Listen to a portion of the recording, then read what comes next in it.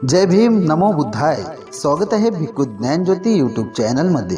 जर तुम्ही सुद्धा आपल्या चॅनलवर नवीन आला असाल तर चॅनलला सबस्क्राईब करा, व्हिडिओला लाईक करा आणि व्हिडिओ शेअर करायला विसरू नका. संपूर्ण व्हिडिओ पाहून आपले पुण्य संचित करा. सुनो सुनो सिद्धार्थ कथा. भगवान बुद्धांनी स्वाख्यात केलेला असा सद्धम्म, धम्मावर आडूळ असलेला पूजनीय भिक्खू संघ यांना त्रिवार पंचांग प्रणाम. तसेच परमपूज्य बोधिसत्व डॉक्टर बाबासाहेब आंबेडकर यांना सुद्धा त्रिवार पंचांग प्रणाम. आणि उपस्थित असलेले भिक्खू संघ यांना पूजनीय भिक्खू स्वमंती, पूजनीय भंतेजी, सेनापतीजी आणि उपस्थित असलेले सर्व भिक्खू संघ यांना त्रिवार पंचांग प्रणाम. तसेच उपस्थित असलेले सर्व उपासक उपासिका यांना मंगलमैत्री.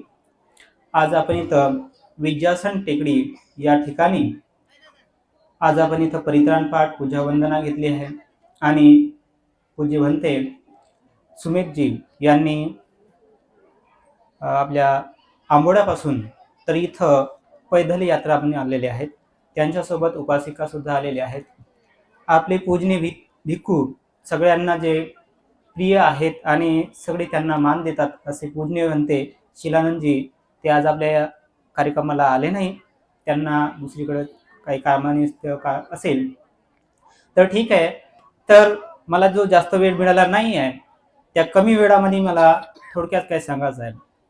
तर मी आज ते इथं धम्म सांगण्यात असताना भगवान बुद्धाचा एक प्रसंग मला तो आठवतो आहे. भगवान बुद्धाला एका उपासकाने विचारलं की भगवंत, आपण ध्यान करून काय मिळवलं है ना. भगवान बुद्ध ध्यान म्हणजे आपण कुठली मूर्ती जर पाहिलं तर भगवान बुद्ध ध्यान करताना दिसतात. तर भगवान बुद्धाने उत्तर दिलं की मी कुछ पाया नाही, म्हणजे हिंदीमध्ये म्हटलं म्हणजे मी काही मिळवलं नाही. पण भगवान बुद्धाने काय सांगितलं, दुसरा शब्द सांगितला की मी काही मिळवलं नाही पण काहीतरी गमवलं, काहीतरी खोलो, असं पद्धतीने म्हणलं नाही. तर इथं या गोष्टीवरून एक अर्थ मला समजलेला आहे.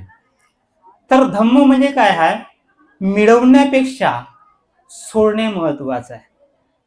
पण काय सोडलं पाहिजे आणि काय मिळवलं पाहिजे हे आपल्याला इथे समजलं पाहिजे आहे ना.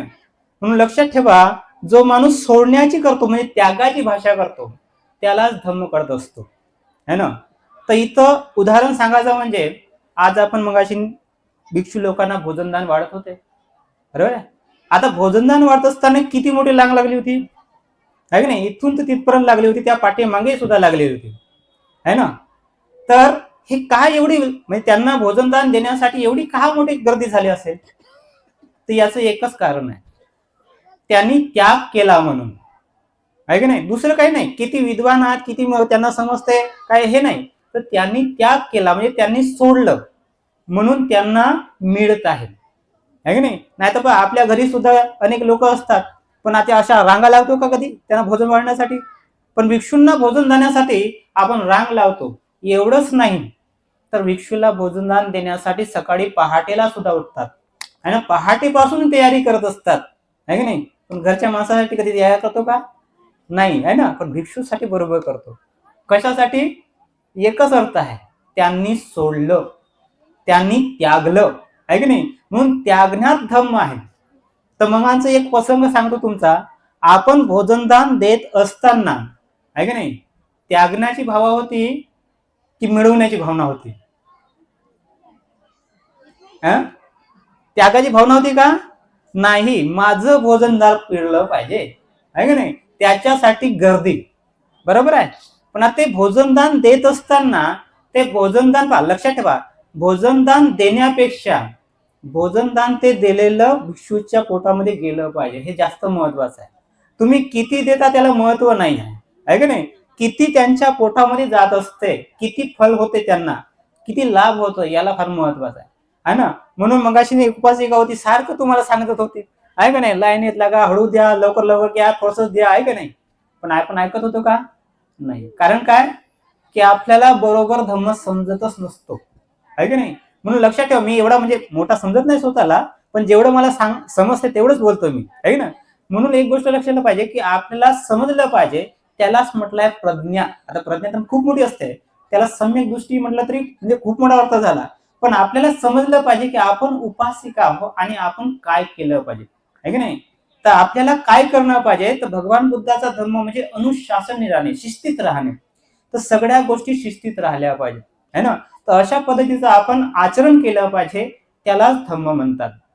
म्हणून आपण किती देण्यापेक्षा किती प्राप्त केलं, काय प्राप्त केलं, तर पुण्य. तर पुण्य गडबडमध्ये नाही. तर आपण जे घाई करतो किंवा कोणत्या तरी पद्धतीने आपल्या मताने करतो, पण त्याच्यामध्ये अनुशासन नसेल तर ते काही पुण्य मिळालेलं नाही, है ना. नाही तर आपण दोन प्रकारचे लोक असतात, एकाला भोजन मिळत नाही, आपण देत नाही त्याला, आणि दुसऱ्याला त्याच्या तोंडामध्ये देऊ आहे ना टाका जातो, आहे की नाही. तर कोणतं भोजन तर चांगलं आहे, हे दोनही बरोबर नाही आहे. तर ज्याला पद्धतशीर द्यायला जात असते, आहे की नाही, त्या म्हणूनच तर इथे पद्धत लावलेली आहे की भोजन दान देत असताना दोन्ही हाताने दिलं पाहिजे, गुडघ्यावरून दिलं पाहिजे. कारण ते काय आहे, एक प्रकारचा सन्मान असतो, म्हणजे पद्धतशीर दिलेलं, विनयात दिलेलं. तर अशा पद्धतीने याला धम्म म्हणतात. म्हणून असं आपण आपल्याला स्वतःला समजला, कोणी दुसऱ्याने सांगण्यापेक्षा आपल्याला ती गोष्ट समजत असली पाहिजे. मी असं म्हणत नाही की तुम्ही सर्व चांगले आहात, तुम्ही एवढ्या लांबापासून येता, सकाळी उठून सगळ्या तयारी करून किंवा पांढरं वस्त्र घालून सगळे येतात, तर तुम्ही एक चांगल्या उपासिका आहेत. पण याच्यामध्ये आणखी प्रोग्रेस झालं पाहिजे, आहे की नाही. लोक म्हणला पाहिजे की बंगालचे, म्हणजे आता मगाशी काही लोक म्हणत होते बंगालच्या देशाचं नाव घेत होतं, कोणी थायलंडचं नाव घेत होतं, इतक्या उपासिका अशा त्याच्या उपासिका. आपल्याला कोणाशी काही देणं घेणं नाही, फक्त मी कसं चांगलं अनुसरण करतंय ह्या गोष्टी लक्षात ठेवलं पाहिजे, आहे ना. ह्या गोष्टीचं आपण अनुसरण करावं आणि यालाच धम्म म्हणतात, आहे की नाही. म्हणून मी जास्त सांगण्यापेक्षा इथेच सांगतो ना, आजचा जो दिवस आहे, आजचा दिवस कोणता दिवस आहे, माघ पौर्णिमा आहे ना. काय झालं होतं, काय कारण माहित आहे इतिहासाबद्दल. तर आजचा जो दिवस आहे, आजचा दिवस आहे संघमित्रा दिवस म्हणतात त्याला, आहे की नाही.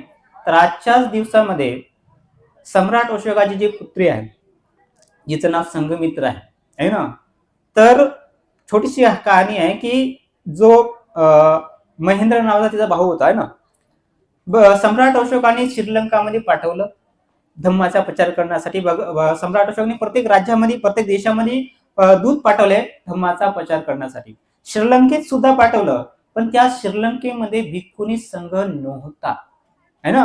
तिच्या राजाने, तिच्या लोकांनी भिक्खुनी संघ निर्माण व्हावा अशी अपेक्षा केली, आणि ही गोष्ट सम्राट अशोकापर्यंत येऊन पोहोचली. त्यांनी विचार केला की कोण बनेल भिक्षुनी आणि कोण जाईल श्रीलंकेमध्ये, आहे की नाही. तर अशा वेळी त्यांची जी पुत्री होती, तिचं वय जास्त नव्हतं बरं, आहे की नाही. जेमथेम 32-33च्या आसपास असेल कदाचित, आहे ना. अशा तरुणपणामध्ये एक छोट्याशा मुलासोबत ती श्रीलंकेला गेली भिक्षू म्हणून ना. आणि तिथं जाऊन, आहे ना, सोबत जात असताना जे बोधी वृक्षाची जी फांदी आहे ती जाऊन तिथं श्रीलंकेला जाऊन तिथं बोधी वृक्षाचं झाड सुद्धा लावलं. तर अशा पद्धतीने आजच्या दिवसाला म्हणजे या मार्गशीर्ष पौर्णिमेला सुद्धा ही घटना घडलेली आहे. तर अशा पद्धतीने ही संघमित्रा दिवस म्हणून सुद्धा आहे. आता संघमित्रा म्हणजे एक प्रकारची उपासिका, आणि उपासिका ती भिक्षू बनली, आहे ना. तर अशा पद्धतीने तर ह्या संघमित्रेचे गुण सुद्धा आपल्यामध्ये असले पाहिजे, आहे ना. आता संघमित्राने काय केलं, तिने सोडलं. लक्षात ठेवा, धम्म म्हणजे सोडणंच आहे. सगळ्याचं काम पाहिलं जर सगळं सोडण्याचं काम आहे. बुद्धाचं काम पाहिलं तर त्यांनी सुद्धा सोडलंच आहे. काय सोडलं आहे, राजघराणं सोडलंय, घर सोडलाय, पत्नी सोडलाय, मुलगा सोडलाय, आहे का नाही. तर अशा पद्धतीने सोडणे म्हणजे धम्म आहे, म्हणजे त्याग करणे म्हणजे सम आहे. पण याचा अर्थ असा नाही बरं, तुम्ही म्हणाल का मी काम धंदे करणे सोडतो, असा त्याचा अर्थ नाही. तर काम करणे, कष्ट करणे, पण आपल्या त्याचा जो मोह आहे तो मोह सोडता आला पाहिजे, तृष्णा सोडता आली पाहिजे, है ना. तर ह्या गोष्टी आपल्याला समजल्या पाहिजे. म्हणून मी तर जास्त न बोलता मी कमीच बोलण्याचा प्रयत्न करतो, आणि जास्तीत जास्त जे आपल्या सुमित भंतीजीला जास्त टाइम मिळावा, वेळ मिळावा, म्हणून मी इथं आपलं जे प्रवचन आहे मी इथं समाप्त करतो. आणि आपल्या सर्वांचं मंगल व्हावं, कल्याण व्हावं. आणि मला इथं धम्मदेशना देण्याची जे काही मला संधी मिळाली त्यामुळे पूजनीय भिक्खूचा मी आभार मानतो आहे. आणि आपल्या सर्वांचं मंगल हो, सर्वांचं कल्याण हो, एवढं बोलून इथंच थांबतो आहे. सुखी हो सुखी हो.